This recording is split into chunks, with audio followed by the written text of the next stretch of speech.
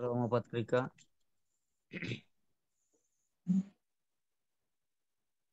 చాలా సార్లు ఏమంటారంటే డేవిడ్ సార్ చెప్పిన మాటలు చాలా సార్లు గుర్తుకొస్తాయి. ఎందుకంటే టిఫిన్ లాగానే ఉండాలి, డివోషన్ లాగానే ఉండాలి. ఆ మాటలు నాకు ఇప్పుడు కూడా చాలా మంది ఎక్కువ టైం తీసుకుని బోధిస్తున్నప్పుడు అనిపిస్తది. అరే మనకు టైం ప్రార్థనకు సమయం లేకుండా పోతుంది కదా. సరే, వాక్యం మనం అన్ని సార్లు వింటాం, అనేక సార్లు వింటాం. వినడానికి ఈ రోజుల్లో చాలా విషయాలు ఉన్నాయి. కాబట్టి మనం క్లుప్తంగా 15 నిమిషాలు జ్ఞాపకం చేసుకుందాం.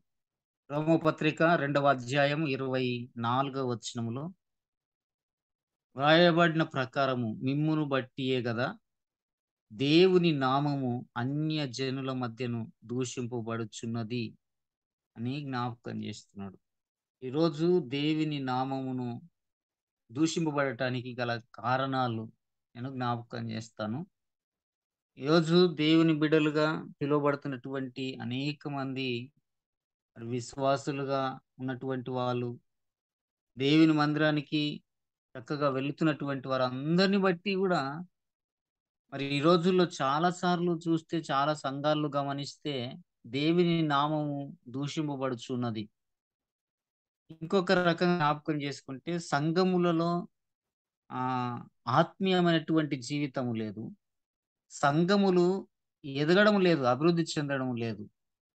ఎంతమంది 10 మంది ఆత్మలు దేవుని మందిరంలో ఉన్నారంటే, ఆ 10 మందితోటినే కొనసాగుతుంది గానీ, ఇంకా 10 మందిని తీసుకొచ్చి దేవునితో సహవాసం జేయడానికి నిలబెడదాము అనే ఆలోచన లేదు.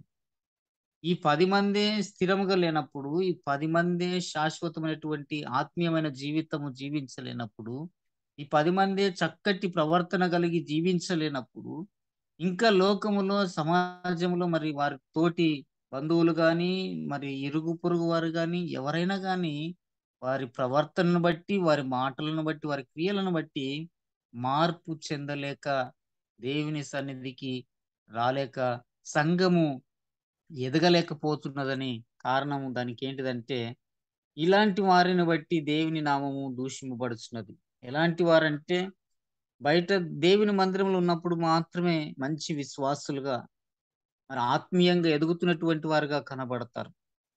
కొన్ని కొన్ని సార్లు చూస్తే ప్రార్థన చేస్తున్నప్పుడు, పరిశుద్ధాత్మ చేత నింపబడినప్పుడు ఎలాగైతే కేకలు వేస్తారో, అలాగూ అరుస్తూ, కేకలు వేస్తూ, కన్నీరు గార్చి ప్రార్థన చేసినట్టుగా ఉంటారు. కానీ ఆ ఆరాధన అయిపోయిందంటే, తిరిగి మరలా నీవు ఆ దేవుని ఆలయం దాటి వెళ్ళిపోయిన తర్వాత, మాటలు సరిగ్గా ఉండవు. ప్రవర్తన మంచిగుండదు. మనం చేస్తున్నటువంటి పనులు చక్కగా ఉండవు. ఇవన్నిటిని బట్టి చాలా సార్లు ఏలెత్తి చూపుతారు. మొన్నటి దినమందు ఒక గ్రామంకి వెళ్తే, అక్కడ సంఘ పెద్దలు మేమందరం కలిసి కూర్చున్నామనమాట. కూర్చుంటే ఒక అన్యురాలు వచ్చి ఆమె గొడవను గురించి జ్ఞాపకం చేస్తుంది. అయ్యా! సంఘ పెద్దలారా, ఆమె పేరు చెప్పింది, ఆమె కథ గాని, ఆమె నాతో ఇలా కొట్లాడిండ్రు వాళ్ళు. ఎందుకొర కొట్లాడిండ్రు? భూ తగాదా విషయంలో కొట్లాడిండ్రు.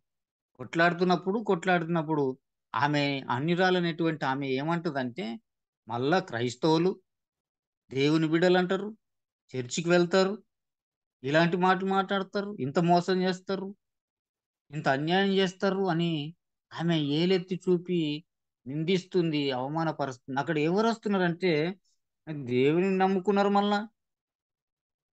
అవి ఇవన్నీ రకరకాల మాట్లాడుతుంది.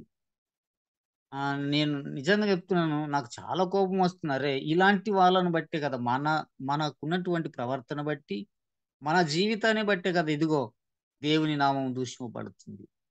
నీవు చేసే పనులను బట్టి, నీవు చేసే క్రియలను బట్టి, నీ నడవడికను బట్టి ఈ రోజుల్లో చాలా మట్టుకు దేవుని నామం దూషింపబడుతుంది. మా సంఘంలో కూడా జ్ఞాపకం చేస్తాను. మా సంఘంలో చాలా మందికి అన్యుల దగ్గరికి వెళ్తాను. అన్యులను ఆశ్రయిస్తాను. అడుగుతాను. మారు మనసు పొందడానికి వారికి దేవుని వాక్యం గురించి జ్ఞాపకం చేస్తాను. కానీ వాళ్ళు అంటారు, "అన్నా నువ్వు మంచి వాక్యం చెప్తావు. మంచిదే కానీ ఒక్క వ్యక్తిని బట్టి నేను దేవుని మందిరానికి రామంటారు. ఒక్క వ్యక్తిని బట్టి దేవుని మందిరానికి మేము రాము. చర్చికి రాము" అంటారు. నేను అదే మాట చర్చిలో కూడా చాలా సార్లు చెప్తా. ఎవరో ఆ ఒక్కరు మీలో. ఎందుకు మిమ్మల్ని బట్టి దేవుని మందిరానికి చాలా మంది నడిపించబడలేకపోతున్నారు? ఎందుకు సంఘము ఎదగలేకపోతుంది, అభివృద్ధి చెందలేకపోతుంది? ఈరోజు దేవుని నామమునకు మహిమ ఎందుకు తీసుకొని రావడం లేదు? అంటే మన జీవిత విధానాన్ని బట్టి చాలా సార్లు దేవుని నామం దూషింపబడుతుంది. ఇంకొక రకం జ్ఞాపకం చేసుకుంటే, మనల్ని మనం హెచ్చించుకుంటాం చాలా సార్లు. మనల్ని మనం గొప్పగా చెప్పుకుంటాం. మనల్ని మనమే అనేక విధాలుగా హెచ్చించుకుంటూ ఉంటున్నామనే సత్యాన్ని ఈ వాక్య భాగంలో మనం చూస్తాం. కాబట్టి దేవుని నామము దూషింపబడటానికి కారణాలు కొన్ని జ్ఞాపకం చేస్తున్నాయి. 21 వచనం చూస్తే, రోమపత్రిక 2వ అధ్యాయం 21 వచనంలో, ఎదుటివానికి బోధించు నీవు నీకు నీవే బోధించుకొనవా?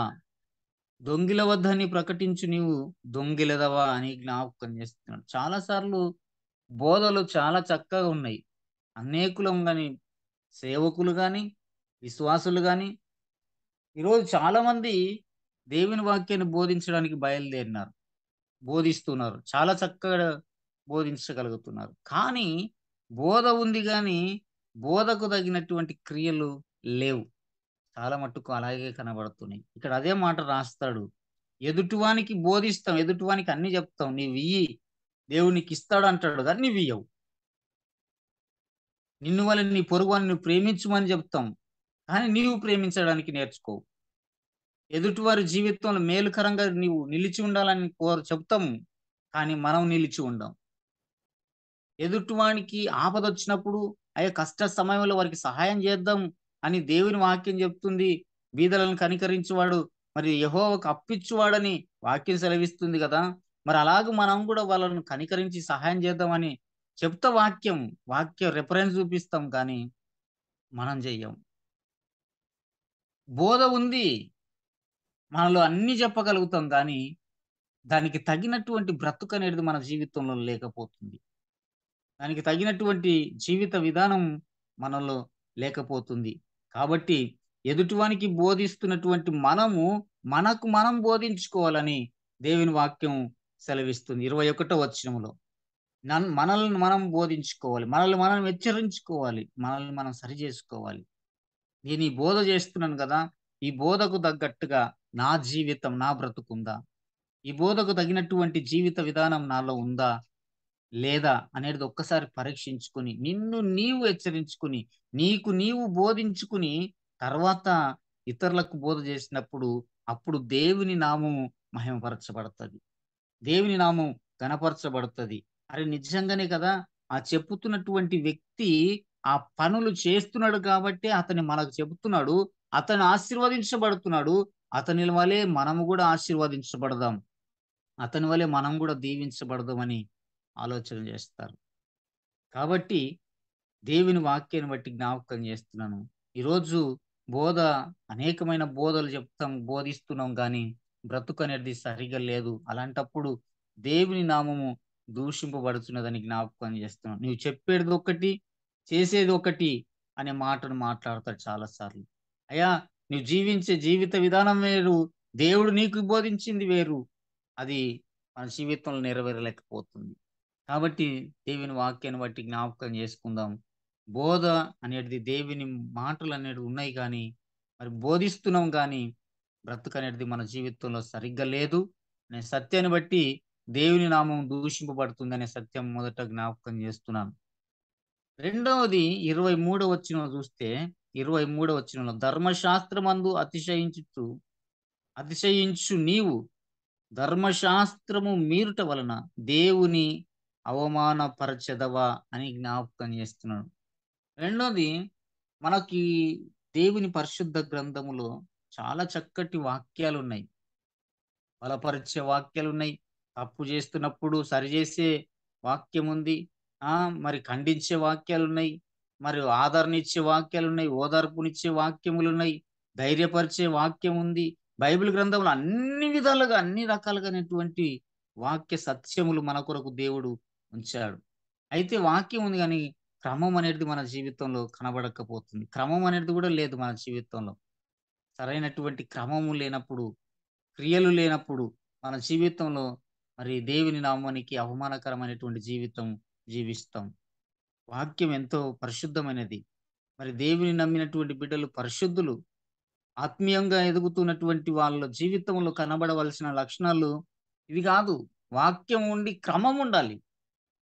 క్రమము లేని, క్రియలు లేని జీవితము వ్యర్థము, అది మృతము అని జ్ఞాపకం చేస్తాడు. కాబట్టి మన జీవితంలో ఉండవలసినది ఏంటిదంటే క్రమమైనటువంటి జీవితం ఉండాలి. ధర్మశాస్త్రం అనుసరించి ప్రవర్తించు వాడవైతే మరి దేవుని వాక్యంలో చూస్తే మనం ఆ వాక్యాన్ని ఏం చేస్తున్నాం అంటే మీరుతున్నాం. వాక్యాన్ని మీరిపోతున్నాం. అంటే వాక్యాన్ని లెక్క చేయనటువంటి జీవితాన్ని మనం జీవిస్తున్నాం. అయ్యా! నీవు ఈ పొరపాటు చేస్తే, ఈ తప్పు చేస్తే నీకు శిక్ష ఉంది. నువ్వు నిత్య నరకాగ్నికి వెళ్తావని వాక్యం బోధిస్తుంది గానీ, మనల్ని మనం సరి చేసుకోము. క్రమం లేకుండా పోతుంది. క్రమశిక్షణ అనేది లేదు. కాబట్టి రెండో సత్యము దేవుని నామము దూషింపబడటానికి క్రమము లేని జీవితము మనలో ఈ లోకంలో మనం జీవిస్తున్నట్టుగా మనం చూస్తాం. కాబట్టి ఇంకా చాలా సార్లు జ్ఞాపకం చేస్తే వాక్యం చాలా చక్కగా వింటారు. చాలా చక్కటి మంచి దేవుని సత్యములను బోధిస్తున్నప్పుడు చాలా చక్కగా వింటారు. బలపడినట్టుగానే ఉంటారు గానీ, లోకంలోనికి వెళ్ళిన తర్వాత మన క్రమమైనటువంటి జీవితం లేకుండా, ఒక మార్గంలో నడవాలనే ఆలోచన లేకుండా, అయ్యా! నేను పలానా దేవుని బిడ్డను. నేను మంచి మార్గంలో నడవాలి. క్రమశిక్షణ కలిగినటువంటి వాడిగా నేనుండాలని ఆలోచన చెయ్యరు. కాబట్టి ఆహ్, దేవుని వాక్యాన్ని బట్టి గాకుండా కొన్ని మాటలు జ్ఞాపకం చేస్తాను.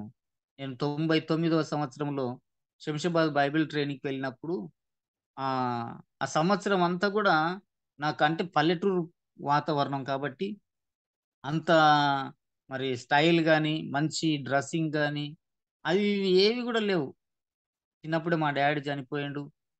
మా అన్న ఒక్కడే వ్యవసాయం కూలి పని చేసుకొని నన్ను చదివిపించి పోషించినాడు. అటువంటి సమయంలో మరి నేను ట్రైనింగ్‌కి వెళ్ళినప్పుడు నాకు మంచి బట్టలు లేవు. నెత్తి దువ్వుకొని నూనేసుకొని మంచిగా స్టైల్‌గా ఉందామనే ఆలోచన లేదు. అలాంటి పరిస్థితుల్లో ఆహ్, బైబిల్ ట్రైనింగ్‌కి వెళ్ళినప్పుడు సల్మాన్ సార్ మన విజయ్ గ్లాడీస్ అక్క వాళ్ళ డ్యాడీ ప్రిన్సిపల్‌గా ఉండి చూసిండు. ఒక సంవత్సరం చూసిండు. చూసి ఇంక మా ప్రాంతం వాళ్ళు అక్కడ ఉంటే వాళ్ళతో చెప్పిండు. ఆ పిల్లగాడు యేసు కుమార్‌ను మనం కాలేజీ నుంచి పంపించేత్తాము. ఎందుకంటే మంచి క్రమశిక్షణ లేదు, క్రమం లేదు. ఆ! మంచి నీట్‌నెస్ లేదు. అంతా చింపిరి చింపిరిగా ఎట్లనో ఉంటాడు ఆ పిల్లగాడు. కాబట్టి పంపించేత్తామన్నాడు. చాలామంది నా కొరకు రిక్వెస్ట్ చేసిండ్రు. సరే సరి చేస్తాం సార్. ఏదైనా ఒక రకంగా మాట్లాడి ఆ పిల్లగాన్ని మంచిగా తయారు చేస్తాంలే అని ఆలోచన చేసి చెప్పిండ్రు. 99వ సంవత్సరం అట్లే 99-2000 వరకు అట్లే కొనసాగింది. సార్ అట్లే తిడుతున్నాడు. నేను అట్లే పోతున్నా. అనేకులు రికమెండ్ చేస్తూనే ఉన్నారు.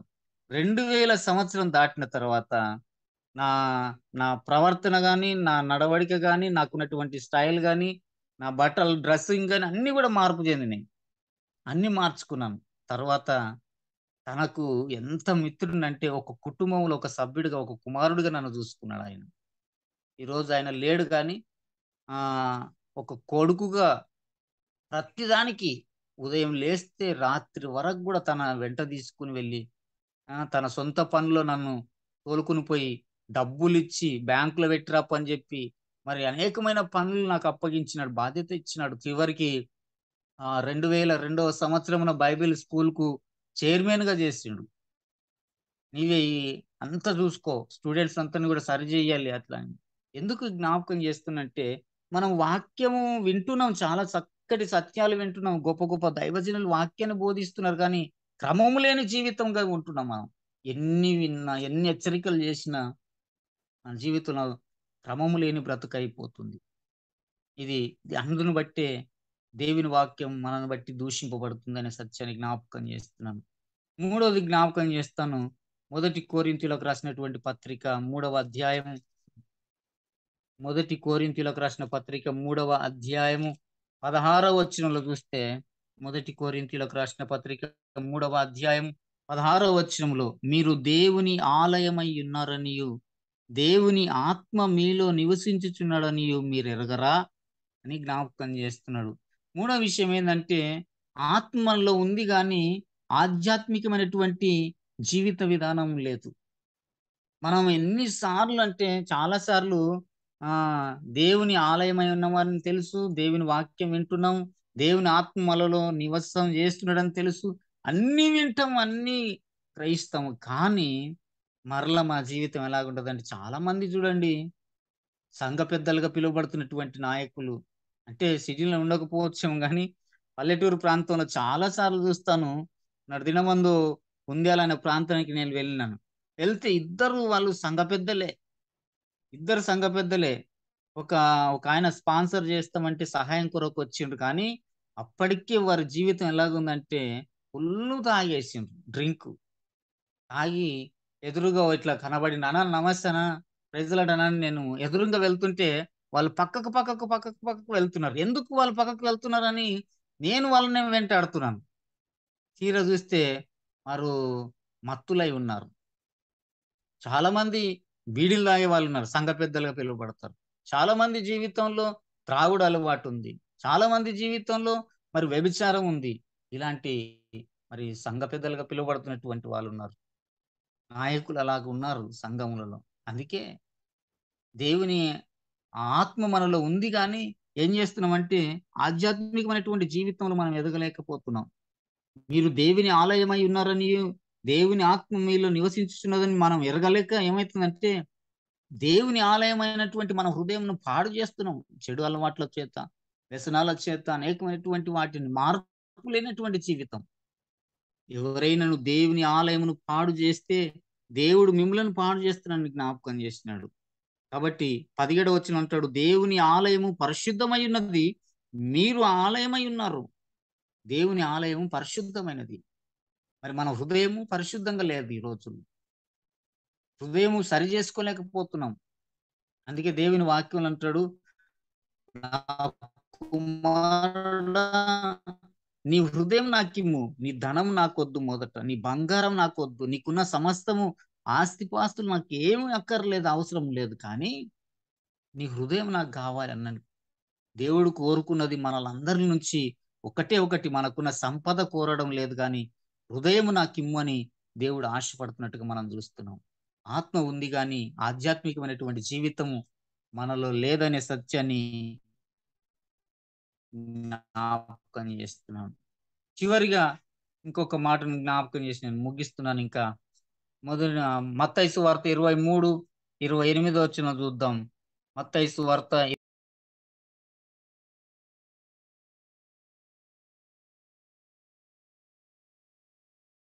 సువార్త 23వ అధ్యాయము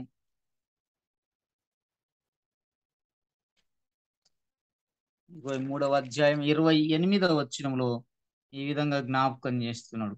అలాగే మీరు వెలుపల మనుషులకు నీతిమంతులుగా నగుపడుచున్నారు కానీ, లోపల వేషధారణతోనూ, అక్రమంతోనూ నిండి ఉన్నారని జ్ఞాపకం చేస్తున్నాడు. చివరి మాట ఏమని జ్ఞాపకం చేస్తున్నంటే, వెలుపల మనుషులకు నీతిమంతులుగా కనబడతాం గానీ, లోపల మాత్రం వేషధారణ ఉంది. నిజంగా ప్రియ దేవుని బిడ్డలారా, పైనికి భక్తి కలిగినటువంటి వాళ్ళగా నటిస్తాం. భక్తి కలిగినటువంటి వారిగా కనబడతాం. మరి సంఘములో దేవుని మందిరానికొచ్చినప్పుడు చాలా చక్కగా కూర్చోగలుగుతాం. చక్కగా పాటలు పాడగలుగుతాం. ప్రార్థన చేస్తున్నప్పుడు చాలా చక్కగా ప్రార్థన చేస్తాం. అన్నీ అయిపోతాయి. కానీ బయటికి వెళ్ళిన తర్వాత మన జీవితంలో వేషధారణ కలిగి ఉంటది. వేషధారణ అనేది మన జీవితంలో ఎక్కువ కాలం అది ఆగదు. ఎన్ని కప్పుకున్నా, ఎన్ని చేసినా మన జీవితంలో ఒకరోజు తప్పకుండా అది బయటపడతది ఆ వేషధారణ. ఆ వేషధారణ అనేది బయటపడినప్పుడు అందుకే చాలా మటుకు అంటారు, దొంగతనం చేసిన వాడు ఎప్పటికి కూడా దాచుకొని పెట్టుకొని ఉండలేడంట. దాగదది. ఏదో ఒక దినమున ఖచ్చితంగా ఆ దొంగ బయటకొస్తాడు. ఒక దినమున తప్పకుండా ఆ దొంగ పట్టుబడతాడు. అప్పుడు శిక్ష అనుభవిస్తాడు. మా ప్రాంతంలో మా ఊర్లో ఒక అబ్బాయి ఎక్కడనో విజయవాడలో ఏదో చిన్న ఫ్రాడ్ జరిగింది. ఫ్రాడ్ జరిగి తప్పించుకొని వచ్చేసిండు. ఇంకెవరికి దొరకదులే నేను ఇంక అయిపోయింది. విజయవాడ ఎక్కడ? మరి ఈ చిన్న చింతకుంట ఎక్కడాలే అని అనుకున్నాడేమో. కానీ ఒక వారం రోజులు గడిచింది. ఎవరు రారులే అనుకున్నాడు. ఇంకా ఎవరు రారు నన్ను ఏం చేయలేరులే అనుకున్నాడు. చాలా డబ్బులు ఫ్రాడ్ చేసిండు.